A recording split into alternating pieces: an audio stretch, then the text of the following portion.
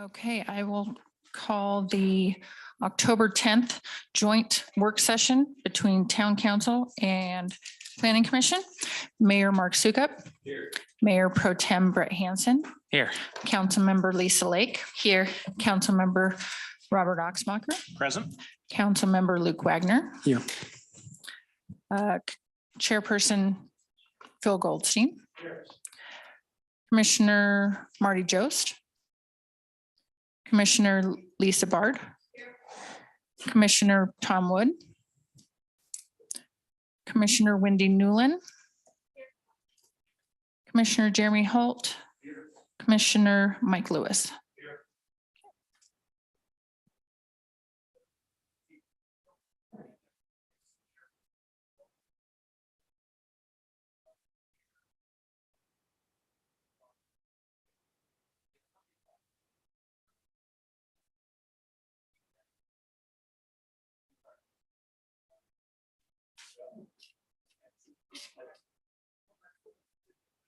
You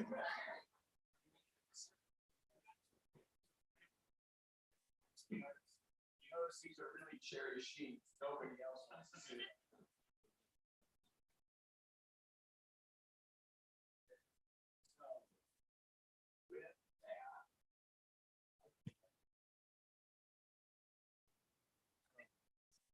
I'll jump in real quick. Oh. But I'm going to probably say what you just did. But council members, commissioners, thank you for joining us this evening on this work session on the transportation master plan. We've been working with FHU for about a little over a year, I think now is when we kicked this off, going through various outreach projects, analysis. And I've gotten to the point that we wanted to sit down with both of you guys to go through this work session, to go through what we've gotten to, and give a chance to ask questions and give some feedback before the report is finalized. And so with that, I am going to turn it over to Jenny Young with FHU to go through the presentation this evening. Thanks, Eric. Good evening. Counselor. I see it. Is that better? Yeah. Okay. Close. Okay. And I'll try not to have my back to you. Just turn it sideways. Turn the podium. Yeah. How's that? Okay. Well, good evening. Let's see. I think we have a PowerPoint that is maybe in the process of being pulled up.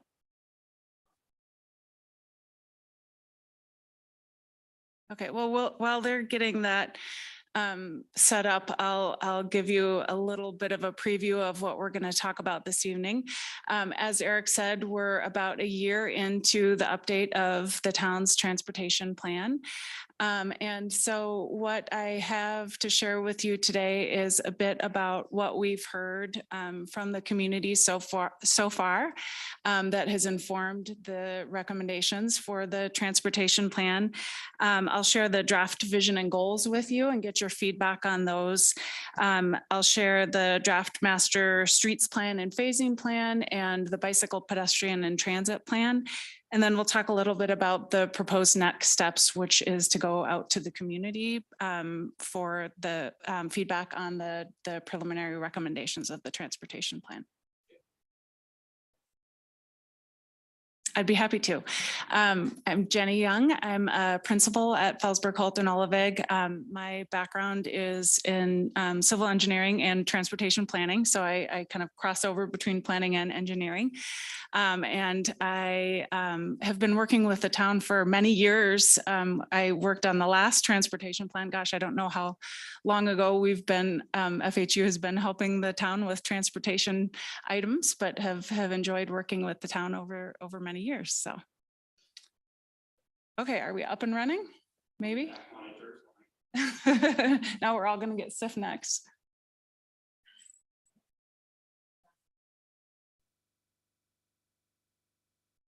Yeah, we're working. This one isn't, but all the rest are.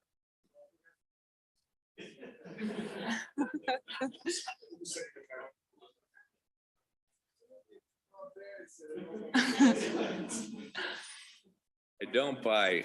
Ooh, that looks promising.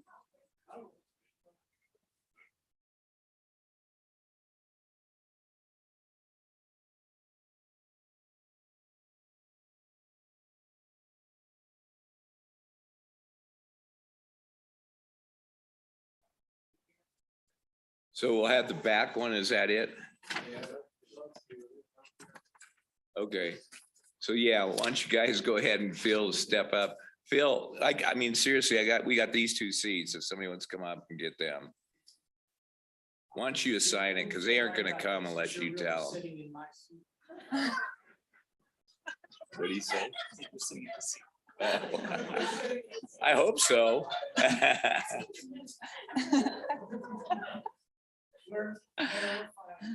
All right. It's in a screen for Phil out in the lobby. Does somebody have a muzzle? Go ahead, Jenny. Okay.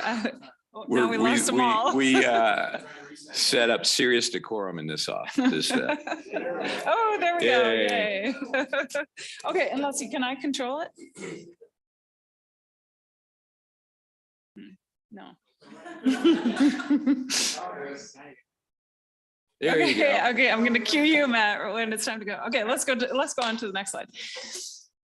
Okay, so let's start with a little bit of context of what a transportation plan is. If you'll go to the next slide, Matt. So a transportation plan is really, I think about it as taking kind of technical information about the existing transportation system and what the transportation needs are going to be into the future from a technical perspective, and pairing those with what we've heard from the community about what their needs are in terms of traveling around the community. To then create a plan for the future that sets a vision for what Timnath's transportation plan looks like, through, 20 years into the future through 2045 which is our target kind of out year is 2045. A transportation plan identifies improvement projects, preserves right-of-way, and establishes funding priorities for the town to be able to move from the transportation plan into your capital improvement program. And it really is intended to help the town respond to community needs today and into the future, and to arm you with information about what the expectations are for your street system and your transportation network, so that you can have productive conversations with the development community as they come in and as the town grows, to make sure that you and in partnership with the development community are building what is needed to complete the transportation system. So a little bit about what it is not. There are a lot of kind of misperceptions about what a transportation should do. It is not a detailed evaluation of a specific development's transportation needs. So while we do look into the future, we look at what the likely land use is to be in Timnath over the next 20 years. So we do account for the growth that is anticipated and the associated demands for travel. It is not looking at any single development and looking at the specific impact or transportation impacts of that development or mitigation measures for that specific development. It also is not looking at individual roadway design details. It's not a safety audit, a speed evaluation. It's not determination of specific traffic control measures on a particular corridor. It's a higher level. It's taking a step back and creating a vision and setting the standards and the expectations. And then those details get worked out after the transportation plan. It is also not a plan for funding or improving CDOT facilities. I-25 and Mulberry or State Highway 14 are important pieces of the infrastructure, of the transportation infrastructure for the town of Timnath, but those are under the jurisdiction of the Colorado Department of Transportation. So we recognize the needs on those corridors, but we are not the planning distinctly for those needs because they are under the purview of CDOT. And the transportation plan is not focused on the local street network. We really are, so we're not looking at all of the residential streets. We're looking at classification of major collector and higher. So major collectors and arterial street systems that are under the purview of the town of Timnath. Okay, so with that little bit of ground setting, we'll dive into what we've heard from the community so far. We went out to the community starting in late 2022, and we had the website was available for folks to engage online, and then we also had an in-person booth at the safety fair I think that was in April.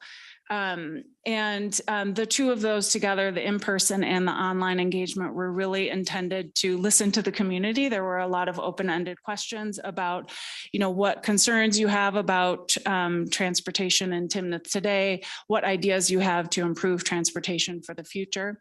As you can see, we had an interactive map on the website, and we had a lot of really good engagement from the community on that interactive map. People could drop a pin, provide a comment, and then they could like or dislike or comment on somebody else's comment. So it really created an opportunity for a dialogue among the community members. We had a total of 360 comments, but then the really great thing is that we had a lot of interaction after that with the likes and the dislikes in the discussion. So we had a total of over 2,700 total engagements on the between the website and the in-person engagement opportunities. So we had the nice thing about having all of this input is that we have a lot to work with and a lot to really, go through and look at how does this match up with the needs from what we're seeing from the technical perspective. So a really great data set. In terms of the overarching themes, we categorized every comment that came in from the various sources. We categorized them sort of thematically to understand, what are we hearing most often? And as you can see from this chart, the theme that came up most frequently was about multimodal, whether it was bikes, pedestrian trails, sidewalks, the desire to have more multimodal connections, on street and on the trail system. We also heard a lot about connectivity and safety, which some of the comments were categorized as more than one. So the connectivity, for example, might be related to bicycle and pedestrian connectivity, or it might be more general in terms of street connectivity. We heard a lot about safety and traffic and congestion, and probably most often we heard about traffic congestion on Harmony Road, which I'm sure is not too surprising. Hey, Jenny. Yes. Is it okay if we ask you questions Please. along the way? Okay. I would guess that traffic congestion would be 1, 2, or 3 in almost every town that you do a survey on. Is that correct or incorrect? Generally speaking, probably so. Yeah, okay. I was just trying to get a concept. Okay, so in terms of, Matt, if you'll go to the next slide, how we're using the community input. We have this database of all of the comments, and a lot of comments that are very location specific, which is great. And the community input, each one was, we went through line by line and looked at the applicability of each of those in developing the plan recommendations. What we found is that a lot of the comments that we received from the community are very well aligned with projects that we had identified from a technical perspective or from the previous transportation plan. So a lot of alignment there. We did identify some new projects that are included in the recommended master streets plan and project list that came directly from the community input. So they did inform development of some new project ideas. There were a lot of very specific comments that we did not necessarily turn into a distinct project, but we incorporated them more programmatically into some things that I'll talk about in a little bit more detail, things like traffic calming program, safe routes to school, signal optimization, and I'll get into a little bit more detail on those programs here in a minute. And then in general, we looked through all of the location specific comments and categorized them, whether they were applicable to the master streets plan, the bicycle pedestrian plan, transit plan, and considered those in developing the plan recommendations.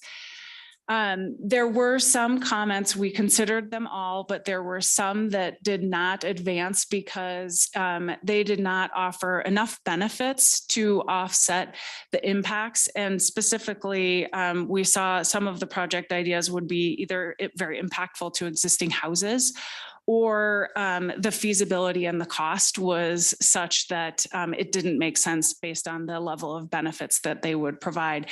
And an example of that, we had some comments about extending Hector Road or extending Three Bell Parkway, and both of those would require it's pretty significant bridges over the Poudre River, and the benefits that we saw in those extensions just did not outweigh the impacts that they would have and the costs associated with those types of improvements. So any questions about the community engagement that we've had so far and how we've used that input? I'd like to see you keep the Hector Road comments in there, even though we know we can't afford it, solely for the fact that it's a placeholder. And if there's one thing that in my opinion, if there's one thing that we need in this town, is another road through and over the top of I-25. And we might finally get some synergy or energy and be able to go over the top of Hector and actually make it so that there's a way to go back in and get to I-25. So, I mean, I don't think there's any, in my opinion, that's the most important thing that we could do. And I totally agree with you. We can't afford it. But to me, just because you can't afford it doesn't mean you still don't keep it on your wish list. So I just want a quick clarification question. I think you're referencing an interchange at Hector and having access to I-25. Correct. Okay. So the comments that we heard from the community, I don't think that we had heard too much about the idea of an interchange. We heard more about extending Hector to the east. To the east? Right. Yeah, where the private property is Yeah. to connect it. Extending it, crossing the river up to 3F and River Pass is the I think extension. I'll keep my statement the same as just going the other way. Fair enough. Okay. Any other comments or questions about the community input? So looking at the numbers, not everybody commented. Were there any particular comments that were getting a high number of likes or dislikes or significant debate? Anything that stands out in your mind along those lines? And Eric and Matt, I know you dug into the comments in detail too. The thing that stands out in my mind as just getting a lot of focus was Harmony Road and the signal operations and traffic congestion on Harmony Road. Eric or Matt, do you have anything else? Other ones I saw a lot in common were bike ped related along Main Street and providing main connections up to the school, improving those areas. Some comments along those lines along Colorado Boulevard seem to be frequent. Mm-hmm. Other than that, they're pretty well spread out. Yeah. Okay. And then when we do get to the list of projects slide, maybe highlight for me which were the 7 projects that you added because of public input. I know we've got a slide coming up there, but okay, when we get there, can you highlight that for me? Yes, I will try. All right, thank you. Okay. Sorry.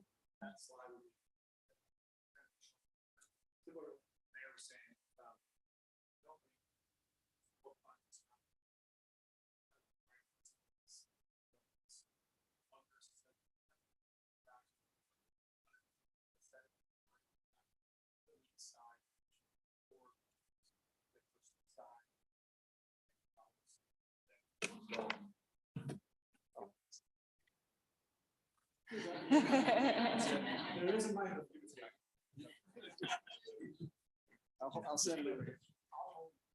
You hold it. Is it on? I don't know if it's on. It is a test. Thanks, Phil. So in general terms, it's not that we weighted a comment more because it had a lot of likes behind it. I mean, we certainly looked at that, but it really was a matter of, it's like taking this technical evaluation and the community input and looking at where they line up nicely.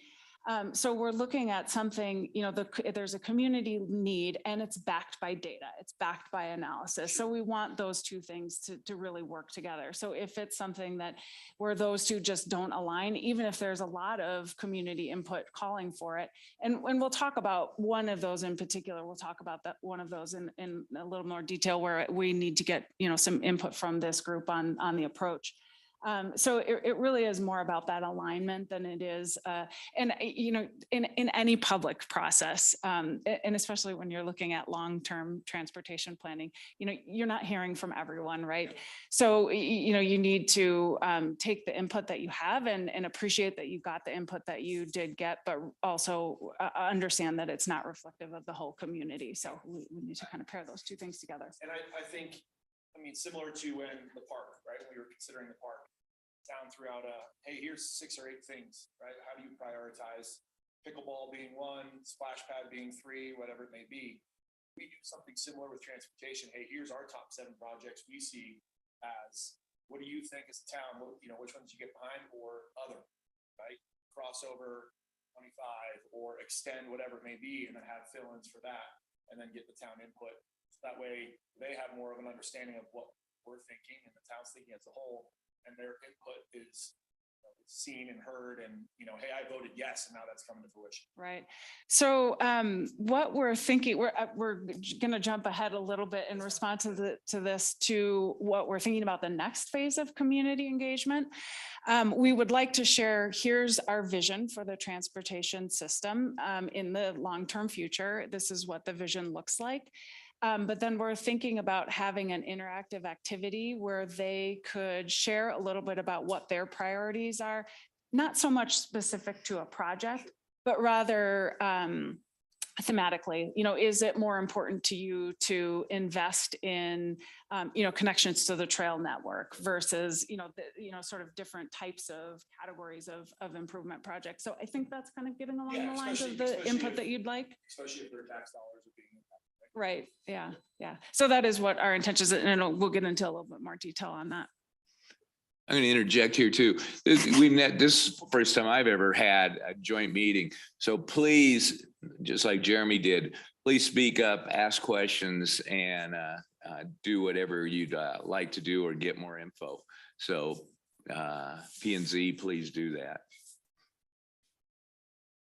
Okay. And I was just checking my clock. We have until 6 o'clock, right? Excuse me? We have until 6 o'clock or 10 till 6. 10 till Okay. 6. I'll be mindful of the clock so we don't. Don't worry, I'm good at make clock sure. watching. Okay, good. I'm not always, so keep me on my toes. Okay, so with that, let's move on to the draft transportation vision and goals. And I would like to go through these one at a time with you. The vision and goals were drafted based on what we've heard from the community, alignment with your comprehensive plan. So we want to make sure that the transportation system works well with your overall vision for your community in your comprehensive plan. So I think the goals really set the foundation for the transportation plan. Everything is kind of measured against, is this working toward meeting the goals that you've set forth? So it's really important that we get, concurrence on the vision and goals. So I'd like to step through these one at a time and make sure get your feedback on these. So the vision is to have a well-planned transportation network that supports a thriving community by offering safe and convenient mobility options and reliable regional connections. Okay, there are 6 goals. The first one is safe. a family-friendly transportation system that is focused on the elimination of traffic-related injuries and fatalities. And you may have heard some of this language. There's a real push in the transportation industry to focus on the severity of crashes and eliminating those. You know, you're always going to have some little fender benders, but really trying to focus on eliminating the severe crashes, you know, severe injuries and fatalities on the transportation system. Reliable and efficient street network that optimizes existing infrastructure, includes key connections, and offers predictable travel times. Cost effective, a practical network built in partnership with the development community. Walkable and bikeable, a connected trail and on-street bike and sidewalk network that encourages biking and walking and other micro-mobility options for recreation, commuting, and access to community and regional destinations. Regional, a leader in collaborating on planning and funding of regional transportation projects. And vital, a transportation system that supports economic and community vitality. Reactions to this vision and transportation goals? Regional, how does that? When you talk about regional, how does that factor in? Is that a moving, flexible beast? Because the regional projects may override or supersede some of the things that Timnath has planned if they come in with something different. How does that factor into, you know, we can plan for things, but if something else comes along and bumps our plans. Right. And there are a lot of regional transportation projects and you know, the regional, the nature of this region is very connected. You know, there's a lot of travel that happens, you know, when you look at the travel patterns within the town of Timnath, you know, people travel all over the region to get places. So that interconnected nature of the region is really important. And so the town has and anticipates continuing to partner with the Colorado Department of Transportation, the North Front Range MPO, which is the regional transportation planning, the region that collaborates on divvying up federal funding, and then as well as the other local jurisdictions, the towns and counties. And so I hear what you're saying about the priorities of the town versus the region maybe being different, but there can be opportunities to leverage your money to go toward, you know, a regional project, for example, that benefits a greater project. So there needs to be, the important thing about the transportation plan is that it sets the town up to be nimble and to have some flexibility, have a plan, but be flexible to be able to respond to what those regional needs are and weigh those against, you know, investing in the local infrastructure. So there needs to be that flexibility built in. And always being current, always being collaborative, always being partnering with those other communities, which I think Absolutely. Timnath staff does exceptionally Very well. They do. Yeah. Yeah. Other comments, reactions to the goals? Do those generally seem to hit the mark and feel appropriate for the town? Excuse me? Do the goals feel appropriate for the town? Do they? I think everybody. Yeah, I think we Yeah. feel good about it. Okay. They are not prioritized. In fact, we spent a lot of time thinking about, we were going to alphabetize them at one point just to make it very clear that they're not prioritized. No, they're not. Okay. So with those goals in mind, we will jump into the draft plan recommendations. We'll start with the draft master streets plan. So this, and I'm sorry if it's a little hard for you to see. You probably can see it a little bit better on your smaller screens. So I'll give you a little orientation of what it is, and then hopefully you'll have a chance to look at it in some more detail. So the master streets plan establishes future roadway connections. So you can see some dashed lines. Those represent future roadway connections. Functional classification, and that's the color coding that you see on the map. The red is I-25 interstate. The green are the the state highways, State Highway 14 or Mulberry and 257. The purple color are the principal arterials, the blues are minor arterials, and then the oranges are major collectors, and then the more local streets are shown in a black or gray color. And then the master streets plan also differentiates between an urban versus a rural street. So the lighter colors are an urban street and the darker colors represent the rural. And that's an important distinction when it comes to the design of the roadway. A rural cross-section has a shoulder with a roadside ditch, where the urban is a curb and gutter cross-section. The plan, oh, that's good. Thank you. The master streets plan also shows the number of through lanes, and you'll see two numbers on each of the segments. The first number is the number of through lanes needed by 2045, and the second number is the number of lanes needed beyond 2045. So the purpose for that second number is for right-of-way preservation to anticipate needs beyond the kind of the plan horizon of 2045. But still important to preserve right of way for the possibility of future widening on those corridors. Go ahead. Am I reading that right? On Harmony, where does that say 6 and 6? So is that 3 lane on each way? 3 lanes on in each direction, yeah.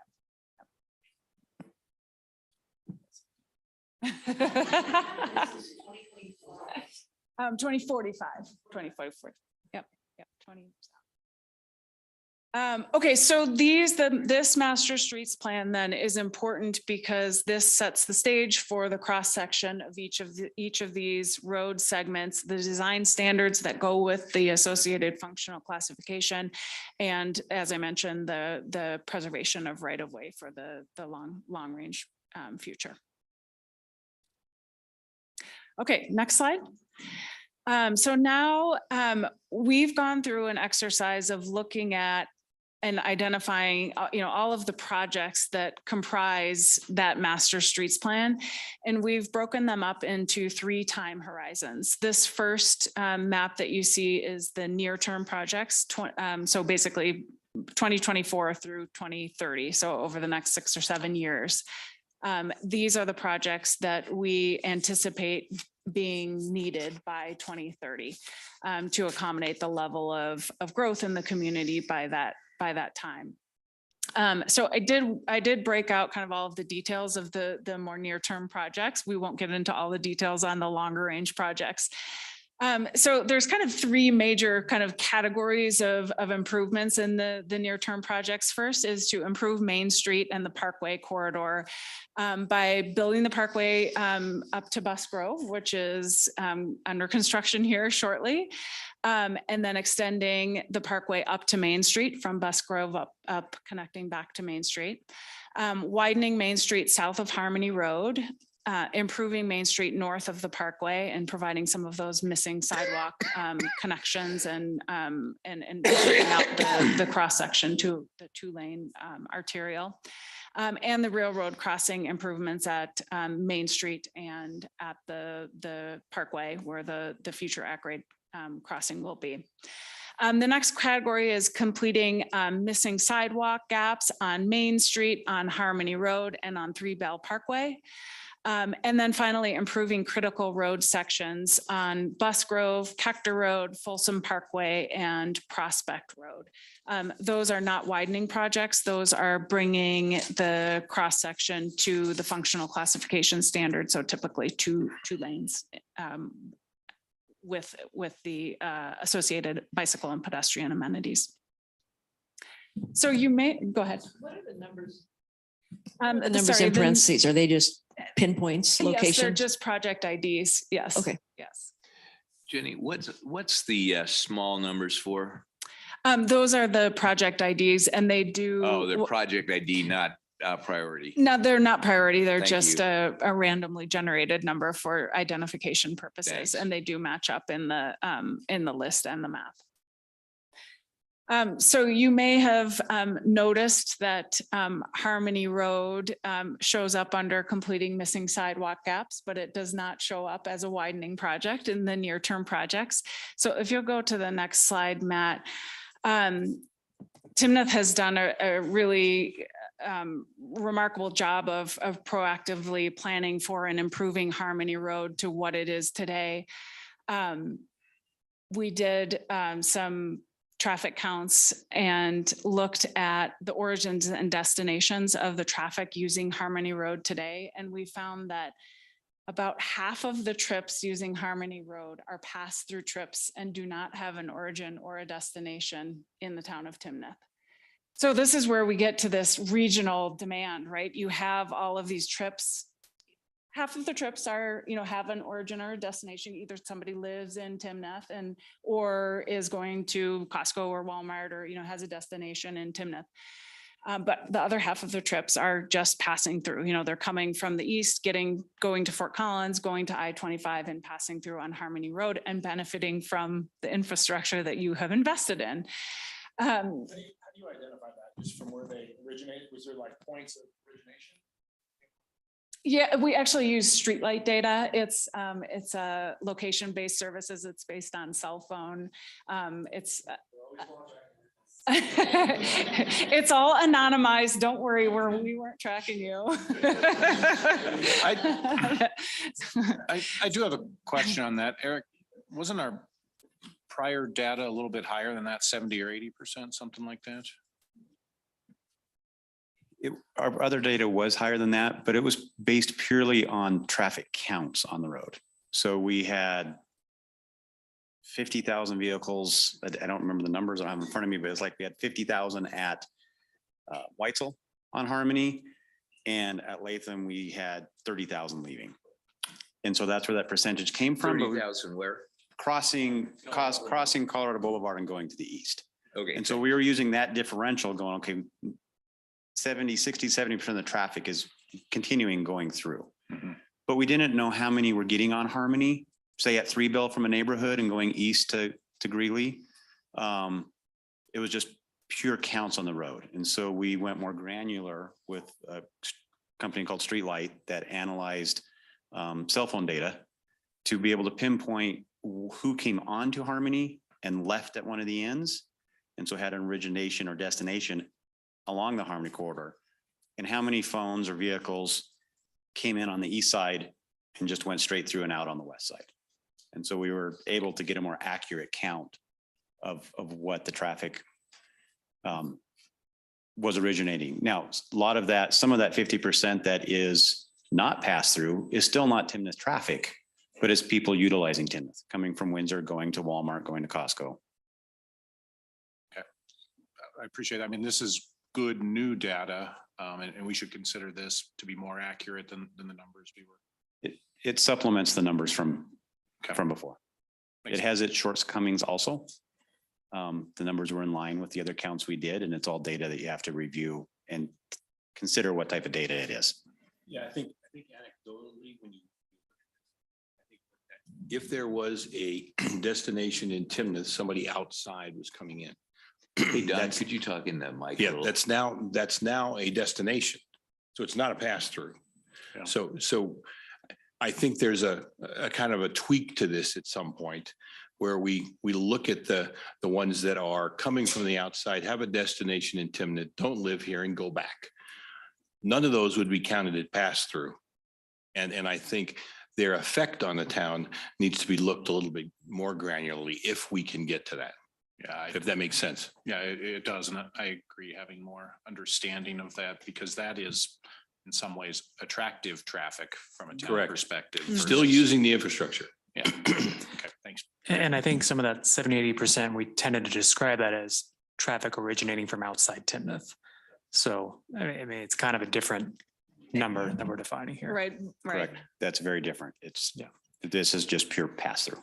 Yeah, my gut feel is that if we're defining it as traffic coming from outside of Timnath, it's still going to be close to that 70%. Okay. Okay, so when we look at the traffic volumes that are on Harmony Road today, especially, closer to the closer you get to I-25, the more that this is the case, they do suggest the need for 6 lanes and certainly, looking into the future, the need for 6 lanes is there. But when you think about widening Harmony Road to 6 lanes, and I think you had this reaction when you saw the 6-6, that does mean we fully expect that that will induce more demand. You are in a unique situation where the network around you has not been fully built out. So, 392 is still a 2-lane road. Mulberry is still a 2-lane road. So Harmony has become and would continue to become this really attractive route for east-west travel, throughout really a pretty wide swath of area in northern Colorado. So, we anticipate that if and when the widening of Harmony happens, it'll bring more trips, more of that pass-through trip, more of those pass-through trips to Harmony Road. It also will contribute to the barrier effect of Harmony Road that is created for the town. When you have a 6-lane road, if you think of a 6-lane road in your head, in fact, a section of Harmony Road to the west is 6 lanes.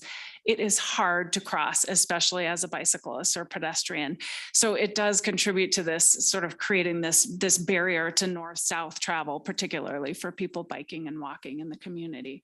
So there are some downsides, not to mention the cost of widening to 6 lanes, which is a large number.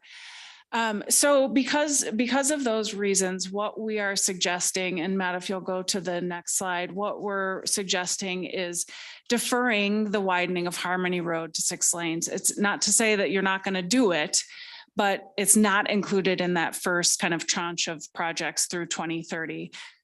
Instead, what we're recommending is to wait for the surrounding regional network to be improved. Let the rest of the network catch up to where you've already invested in Harmony Road, and instead focus on improving Timnath street network and providing alternative routes to I-25 and Fort Collins.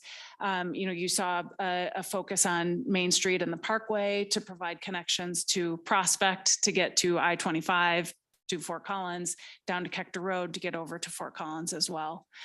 And then also, go ahead, Phil. Jenny, is there any evidence that the surrounding regional network is going to be improved? Eric, Yes, there is.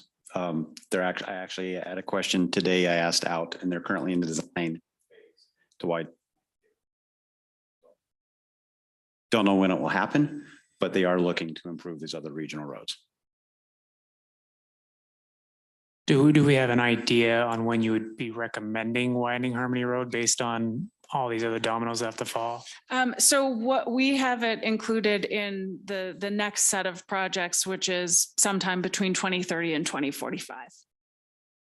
So in the meantime, between now and 2030, what we're recommending is to focus on optimizing the efficiency of the corridor and the way that the signals work, and also enhancing the alternative modes, opportunities for biking and walking. So going back, what do you mean by optimizing efficiency of corridor?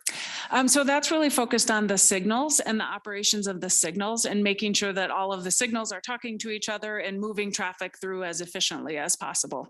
But we're somewhat hamstrung because CDOT controls 4 lights, right? Go ahead, Eric. CDOT controls those lights. We're looking at making efficiencies between Main Street and Colorado Boulevard. Right now, all those lights operate independently. So you can go through one green and get stopped at the next one is red, or get stopped at all of them as you go through the corridor. So we're actually engaged right now to get a coordination plan to make all those signals operate better, to improve the traffic flow, which will increase the volume carrying capacity of the road to get people through more efficiently. Good deal. Okay, so if you'll go to the next slide, Matt, also, in addition to those, I'm sorry. What is the plan for Prospect? Is that going to remain as it is? I know there are Fort Collins owns the property that's right off of that intersection. Is Prospect going to get improved going east? Yes, we have a project in the near term that is just a piece of it. And that is just bringing it up to a standard for a 2-lane, but then we have a widening on Prospect. And let me look ahead at my notes. In the long term, we do have some widening on Prospect Road. That would take a little pressure off of Harmony, maybe. Yeah, Right. and Fort Collins is working on their piece, or developer between the interstate and the school district. The school is working on widening that section out. So in addition to those projects that we identified for the near term between now and 2030, we're also recommending these 3 town-wide programs. And these really were derived from a lot of the community input that we heard. So the first one we just talked about, the signal timing program to optimize the efficiency and provide educational opportunities on the signal operations along Harmony Road. And, as new signals come into place, on Timnath's transportation system, making sure that they're all connected and speaking to each other and operating as efficiently as possible. The next one is a traffic calming and pedestrian crossing policy or program to establish best practices and procedures to evaluate and implement, whether it's traffic calming measures on a residential street, looking at the possibility of a pedestrian crossing. We got a lot of very specific comments from the public about, add traffic calming on, my street, whatever it might be. And so this is where we didn't get into the very specific recommendations of a local street. Instead, they will be addressed more systematically through this traffic calming and pedestrian crossing program. And then the third one is a Safe Routes to School program to identify a couple things, walking and biking routes to encourage students to walk and bike to school and to help them locate the best ways, the best routes to do that. And then also to optimize drop off and pickup operations in coordination with the school district. So I don't know if this is the right place to hit it. So you guys stop it if this isn't the right time to answer this question, but we've gotten several comments on how come we're not putting up flashing lights on school zones. Do you have any thoughts on that? Yeah, and so that's a good example of something that is more detailed than the transportation plan and will be covered in, and I know that the town has done some study around the one elementary school already and looked at the appropriate signing and striping around the school. But that really is a kind of a next step, more detailed study of the schools that comes kind of after, separate from the transportation plan. And so I'm going to take it one step further. I understand that that's getting back into the details and stuff, but we've got one study that came out and said no flashing lights. They actually cause more problems than they solve. And so what I'm really asking you is that going to be something that's going to be thought through or identified in the future recommendations that are going to come out? No, we won't go into that level of detail Okay. in the transportation plan.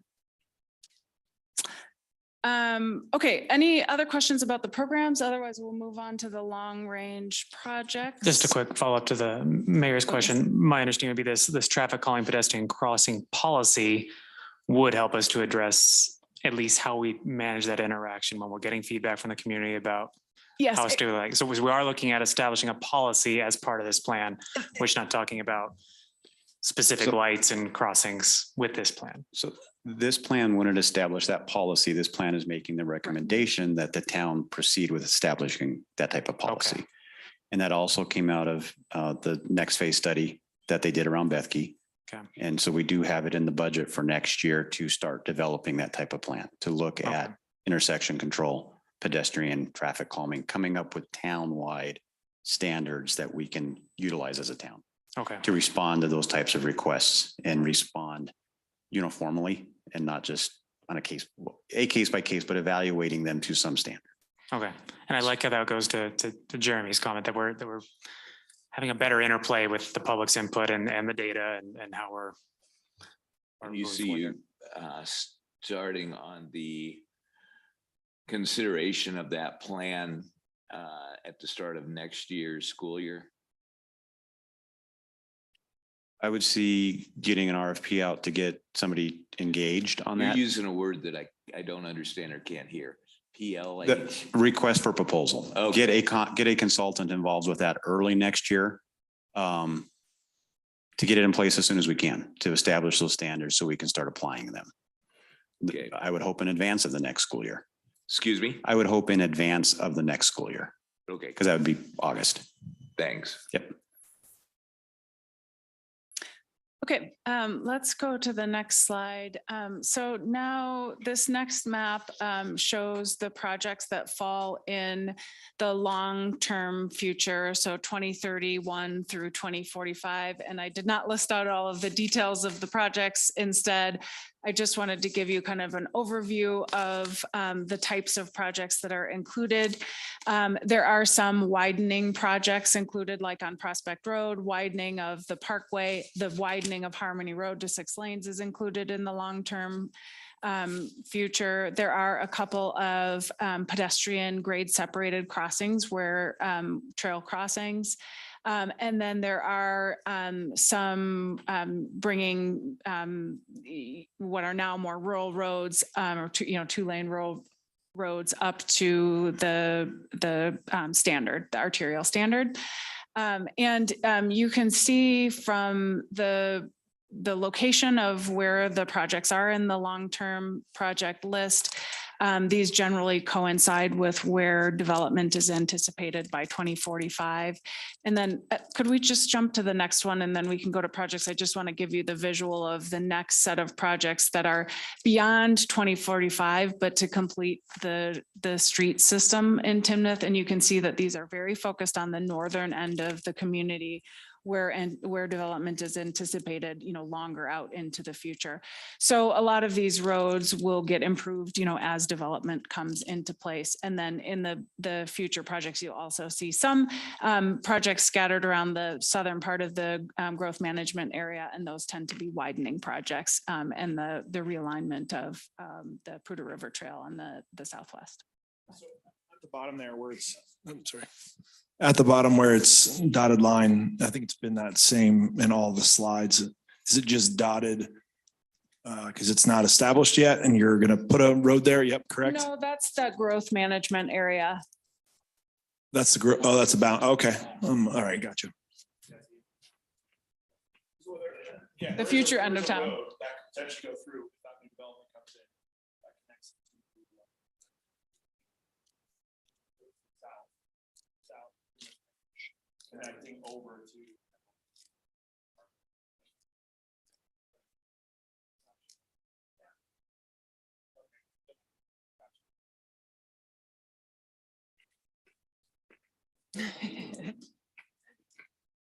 Okay, and then the final set of projects, these are the regional projects.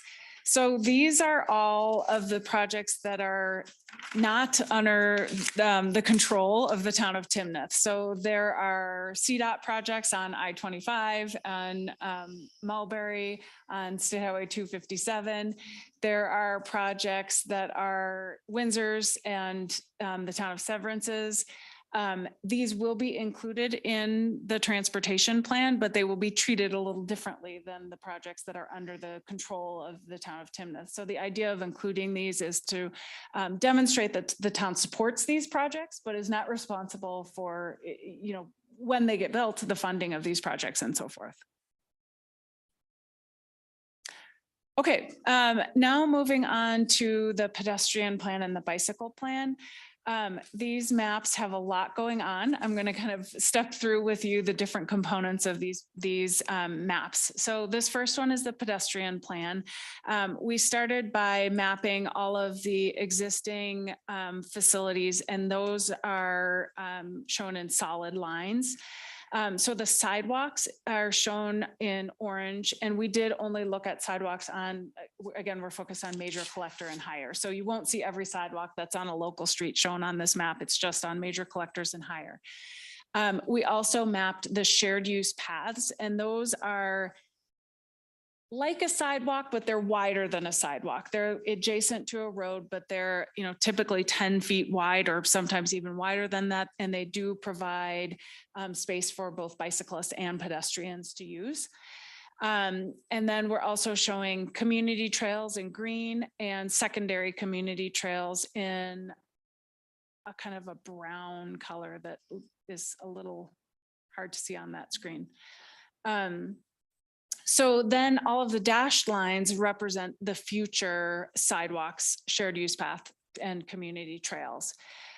So on the street, like on this, the arterial street system, you'll see that they're broken out into two different colors, and those align with when the streets will be built based on the phasing plan that we just talked about. So the projects or the sidewalk network sort of generally in the middle part of the growth management area is expected to be built by 2045. And then the northern part of the growth management area, those will come later as development occurs and as those street cross sections are built. So a lot of the building of the pedestrian network will come with the completion of the streets, and your cross sections are all complete streets, which include bicycle and pedestrian components to them. Okay, so the bicycle plan is similar. The difference here is that we're now focused on bike lanes, on-street bike lanes, and those are shown in a pink color. But then we also continue to show those shared use paths because those are used by both bicyclists and pedestrians, and the trails, which again are used by both bicyclists and pedestrians. So again, you can see the development of the on-street bike network over time. And I think what's really important on both of the pedestrian plan and the bicycle plan is the interconnection between the on-street and the trail network, so that people have the opportunity to use both of those for either recreational purposes or for transportation purposes to get to a destination, whether it's, using it to commute or using it to get to a coffee shop. They have the opportunity to connect between the off-street trail and to a street to get to their destination. Any questions, comments on the bike and ped? Okay. This is way off the line. But it's somewhat close. Bicycle paths. Now, I've been walking a bike path because of all the stuff that's going on with me. And so one of the things I've noticed is these great big, huge electronic bikes. And they really aren't bikes. I mean, they are motorcycles, and they're going 30 miles an hour down the pass, and somebody's going to get hurt on it. Is there any goal on limiting the people that are, the vehicles that are there? Some of them are regular bikes, they're regular electronic bikes, but some of them, they got tires that are about that wide, and they're nasty. We can actually start looking at some controls on those things, what we can allow, what we can't allow. We'd have to put a policy together that says, here are the different degrees of electric bikes. There's like different categories of e-bikes. Some of them are, like you're saying, there's some that are throttle controlled and you can really get going, and others are just assisting with pedaling, so to speak. And so there's these layers of, but it's a mixed bag. A lot of communities are struggling with this thing because it's got to be a struggle, because I yeah. get people want to ride bikes and stuff, but those things aren't bikes. Right. Some of them are not bikes, right? They're motorcycles. So we need to work with the chief and we'll come up with some kind of policy on how to manage that. A lot of its enforcement is going to be a really difficult thing because I realize it's a hard thing. There. Maybe if you and the chief take a look at it and say what makes sense. Yep, we can definitely do that. And we'll look at some other communities and what they're doing and how they apply this. I've noticed that a lot of trails are, more regional trails are starting to put speed limit signs up that, it's 15 miles per hour maximum speed. I can tell you half the bicycles that drive by me are way beyond 15 miles an hour. You must have Matt driving by you on his bike. Without a motor. I do not ride on the bike path, so. Um, Okay, let's move on to the transit plan, last but not least. Today, the town does not have any transit service within the town, but you are fortunate to have transit very close. And so, the Harmony Transfer Center is located, just east or just west of I-25 and Harmony Road.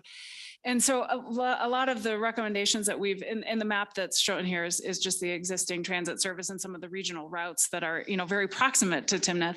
But a lot of the recommendations that we've made are really focused on leveraging the proximity of a great regional transit system and hub at the Harmony Transfer Center. So I'll go through each of these. The first one is to consider opportunities to partner with Transfort, who provides the transit service in the city of Fort Collins, to extend maybe a limited number of the future Harmony bus rapid transit trips into Timnath. So they're planning on this, higher frequency service of bus rapid transit or BRT on Harmony Road between the transfer center and the Max station. And so, partnering with Transfort to see if that might be a possibility to extend, maybe some of those trips into Timnath could be a possibility to explore. Another idea is to really leverage that proximity of that regional hub, and CDOT has identified that the Harmony Transfer Center as a mobility hub, which has a very specific meaning in CDOT's language, and they're very focused on building these mobility hubs and providing these as transit hubs and hubs for all modes.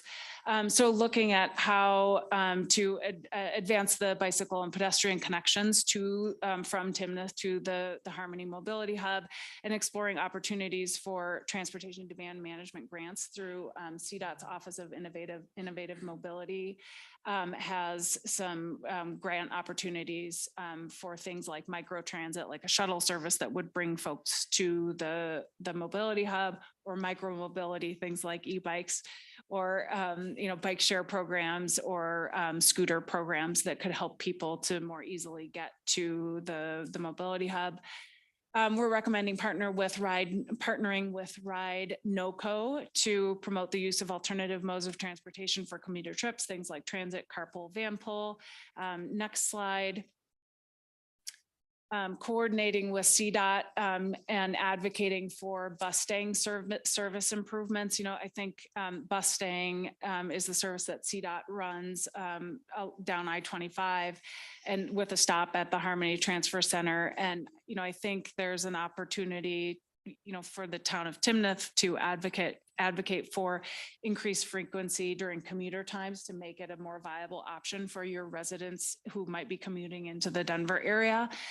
And having additional evening and weekend trips to Union Station, for whether it's to go to the ballet, or to go to the art museum, or to go to the Broncos game for the busing to the Broncos, or to get to Denver International Airport. Once you get to Union Station, then you have access to RTD's light rail system and commuter rail system, and can get to the airport. Coordinate with the Senior Alternatives in Transportation, or SAINT, to assess the possibility of service expansion into Timnath. Their service area ends at I-25. It's just west of I-25, but there may be a possibility of expanding into Timnath. Promoting Groom as an option for residents to travel to Den. They do provide service from the Harmony Transfer Center, and they also do door-to-door, in-home pickup service. And then finally, participating in the Front Range passenger rail planning efforts. There is an ongoing effort to look at passenger rail from Fort Collins to Pueblo, and even beyond that into the future. So just being an active participant in that planning effort as well. Do those transit recommendations make sense for the town of Timnath? Do you have any questions or comments about those recommendations?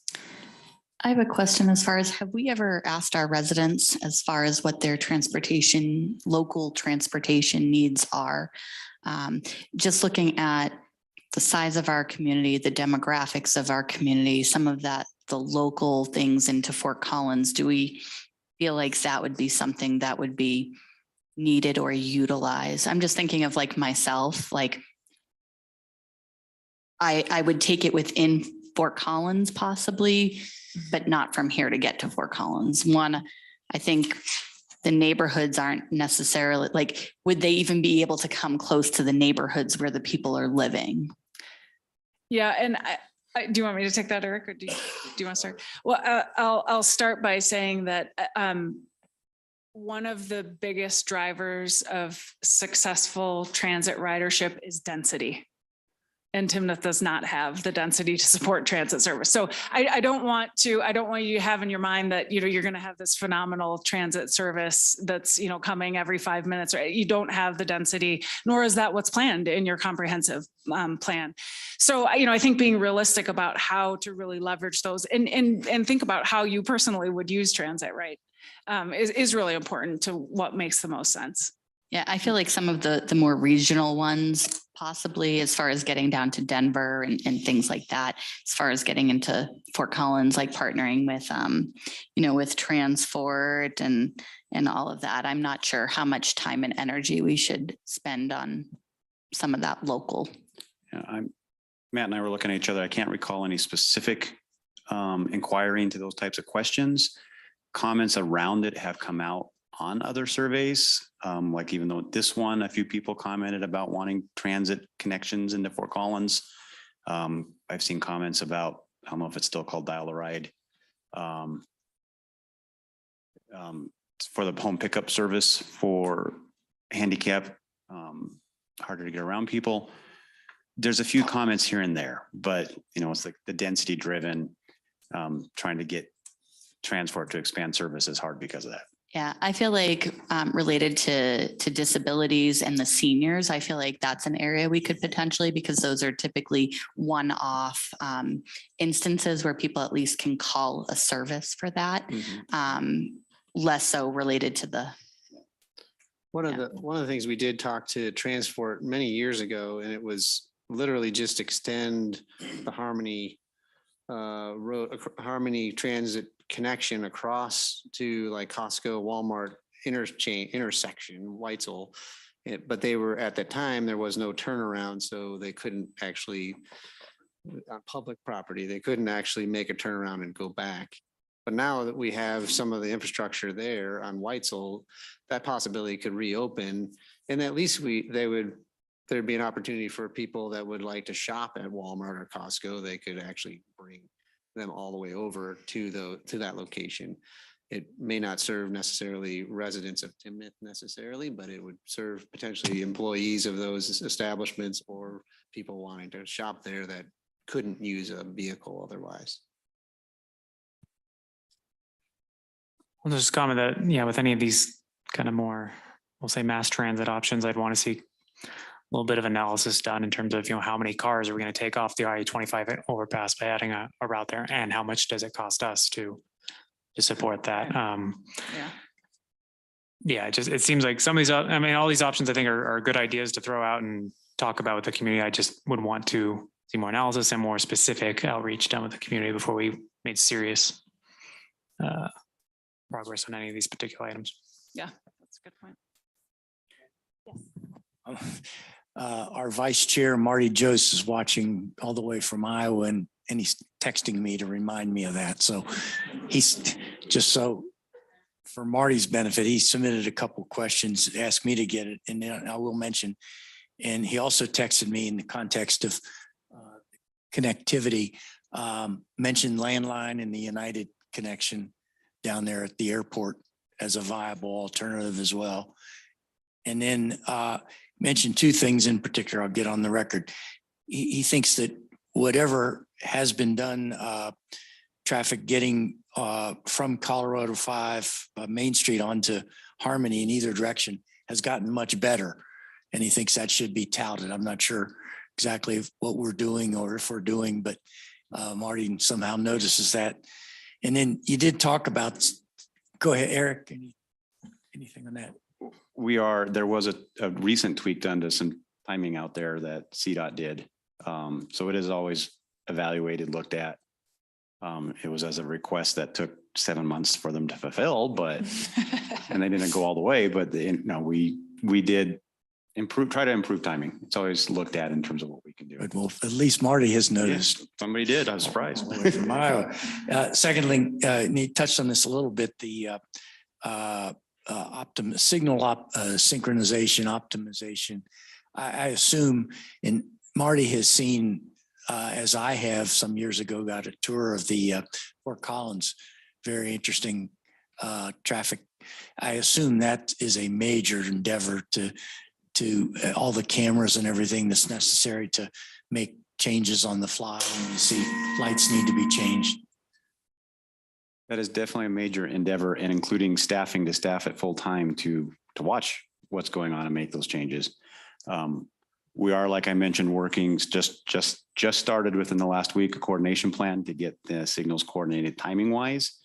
We also do have in the short term plan to get communications to our signals so that we can monitor them remotely if a problem were to occur versus having to go out, which would then lead to being able to have them communicate with each other and move into more advanced transportation type signalization systems. So it's in the works. It'll take time and it is a major effort. Thanks. Yeah, and one of the things that'll help that is the broadband that we have coming.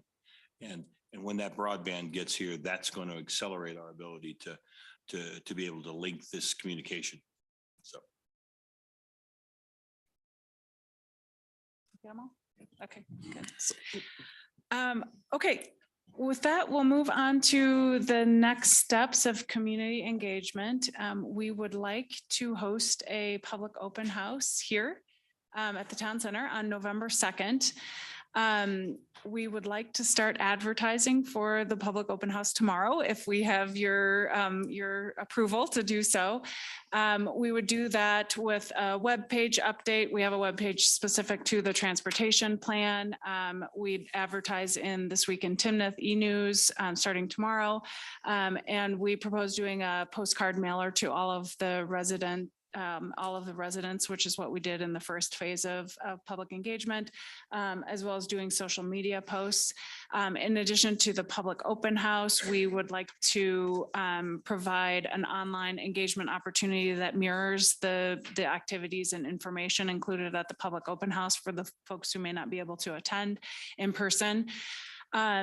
We would launch the promotion of the online activities right after the public meeting. Hopefully get as many people as we can to attend in person and then offer up the opportunity for online engagement, keep that open through the end of November. And in terms of what we'll have available at the public meeting, if you'll go to the next slide, Matt. We're thinking that we'll have some, welcome and overview, provide some context of how we've arrived at the draft recommendations, what we've heard from the community and how that community input is being put into action, some of the material that you saw earlier in the presentation. And then we'll have the master streets plan, bicycle, pedestrian and transit plans all available for folks to look at, with some kind of feedback prompts, asking some specific questions about, do they agree with the recommendations of each of the plans, an opportunity for folks to provide more open-ended feedback on those plans. And then we'll have some sort of a priorities exercise. This is what we were speaking about earlier, some sort of interactive activity. We're still working through the details of what this is going to look like, but ideally the input that we'll get from the community will help to inform not only the prioritization of these projects and how they roll into the capital improvement program, but also just thinking about how you invest your money, over the long-term future as well, to meet the community needs, and then a little bit with them to share with them about the next steps. So are you comfortable with us moving forward with this open house on November Yeah, I 2nd think and we're all nodding our advertising? heads. That's great. Okay, great. We'll proceed and I have a quick yeah. question on that. Mhm. So based on what you have listed here, this looks like a more formal, like people should be there at a certain time? Or is it really like open house style where there's the foam boards with the info, people walk around the room like? that's what we were thinking was that we would have Okay. boards with easels and I don't know, where will we set it up? Oh, in the community room. Okay. And then we'll have, the staff and FHU folks will be stationed around to answer questions and talk to folks more one-on-one. Okay, perfect. Thank you. And I think 5:30 to 7:30, is that what we decided? 5:30 to 7:30. Mark, can I jump in? Yeah, Yeah. go, Luke. So I want to thank you guys for putting this together. Thank you. My only recommendation at this point is I look at the near-term townwide programs, and I would almost say those are, in my opinion, and there's obviously other people's opinion up here. I would just say that those are almost just do-its in my mind. We're getting feedback. I don't know if you guys see all the emails and everything that's focused around some of these same things that are happening in those near-term programs. So that would be my only recommendation out of this, is just to identify the just do it's and do them. And those would definitely be the top of that list. What's encouraging with this is we were talking about doing those as a staff, moving forward with those, and then they came out of the recommendation from FHU also. So it was kind of a confirmation, yes, we need to do these types of programs to get them moving forward. So it was a confirmation of stuff we were already talking about that they were looking to put in their formal recommendations. Anybody? Jean, do you got anything else you'd like to say? No, this is great. Thank you for Great. your. Thank your you. input. All right. Do we close this meeting? Excuse me? Just adjourn. Yeah, so do I have a motion to adjourn? So moved? Do I have a second? Second. All those in favor say aye. Aye. We are adjourned.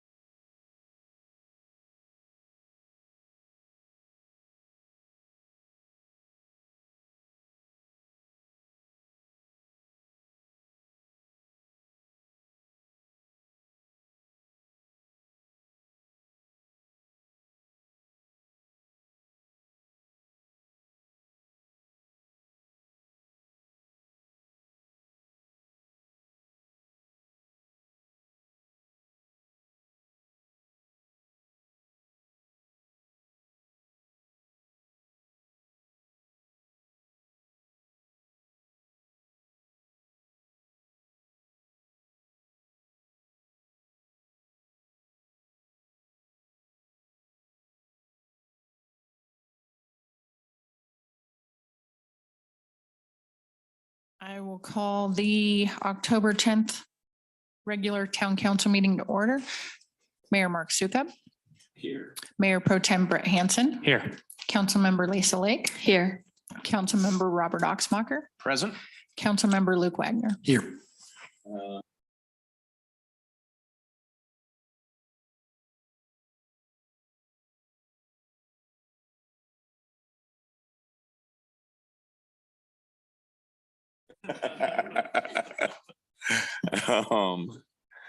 All right, consent agenda. Is there anything that somebody wants to pull? Okay, do I have a motion to approve the consent agenda? I move to approve the consent agenda as presented. Do I have a second? Second. All those in favor say aye. Aye. Oppose? The consent agenda passed unanimously. Reports, I will do this quick. And our fellow Slade, if you want to say anything, the fair, the fall festival, I mean, you guys, I mean, we had more people there than I think we got town citizens, but it really, everybody I talked to, it just said you knocked it out of the park. I had to be at a wedding, but they just said you knocked it out of the park. Do you want to comment at all?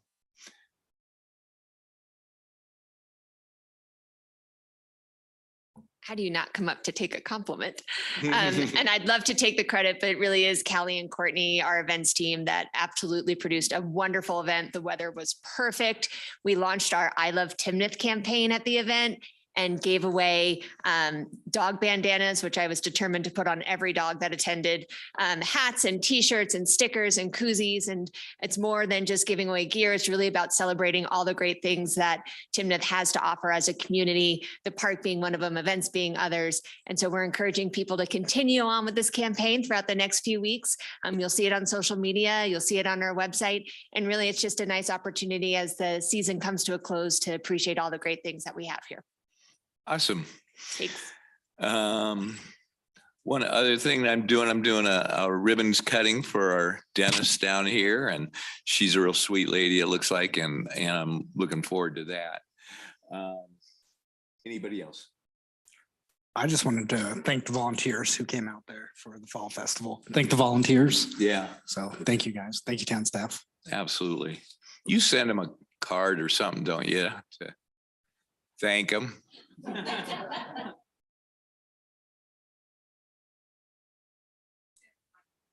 We put their names on the website and stuff. They also gave us candy and Rice Krispie treats. I volunteered that day and I got candy and Rice Krispie treats too, so. Oh, okay. I mean, the time I went, I bought drinks for all the officers and that. That was, I figured that was a one-off. Okay, business 6A, resolution approving the amended and restated service plan for Southwest Timnath Metropolitan District numbers 1 through 4 and consolidated service plan for Southwest Timnath Metropolitan District number 5 through 7. Do we ask for a public hearing since we're going to table this? This item is on the agenda for a public hearing. It's been requested by the petitioners that we continue this for 2 weeks until the next council meeting.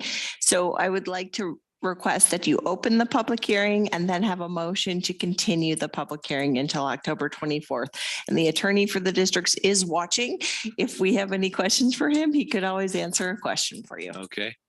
So Melissa, do you want to open the public hearing? I will open the public hearing at 6:06. There are no comments. Okay. Then do we need a motion to table it and go on? Okay, so Correct. do I have a motion to table and extend the public hearing until 2 weeks from today? I move to continue this item on the October 24th meeting.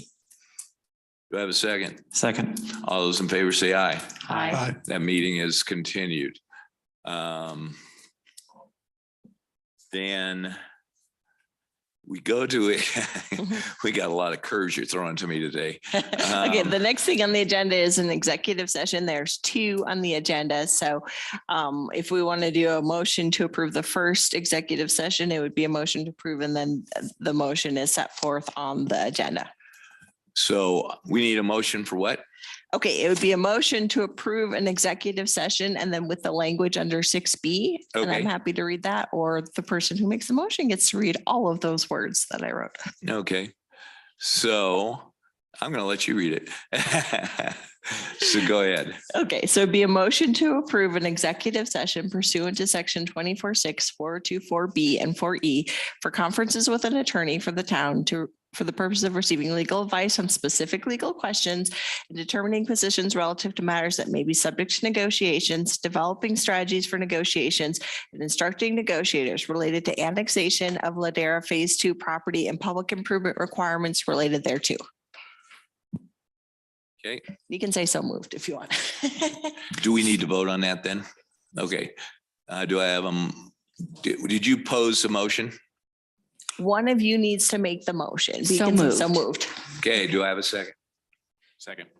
Okay. All those in favor say aye. Aye. Okay. We are in executive session.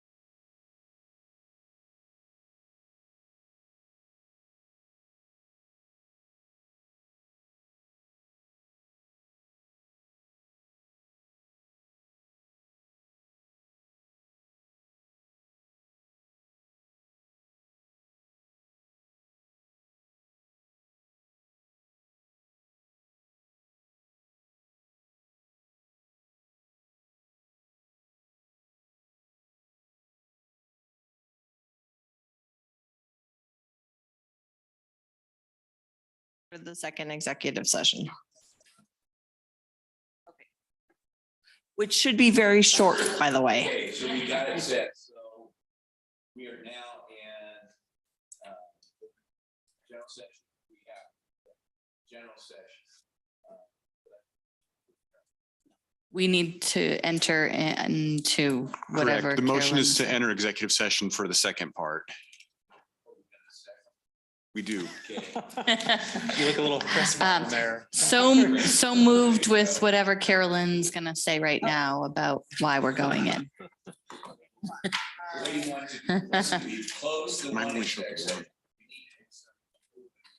Yep, Yes, we do. Hold on a second. she's gonna read it. Go ahead and read it. Thank you. Give me a second. I'm sorry, I have the wrong agenda.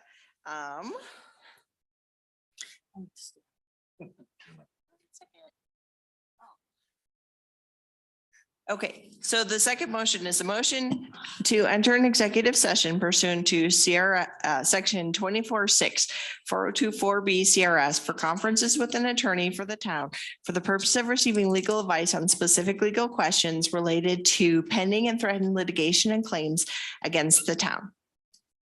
So moved. Second. All those in favor say aye. Aye. Opposed? Motion carries unanimously.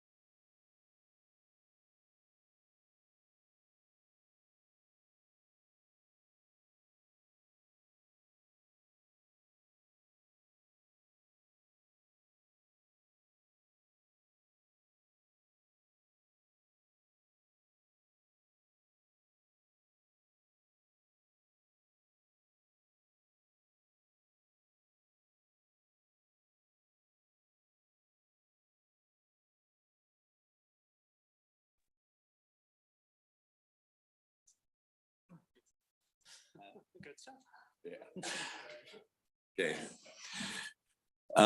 Do I have a motion to adjourn the general council meeting? I move to adjourn. Do I have a second?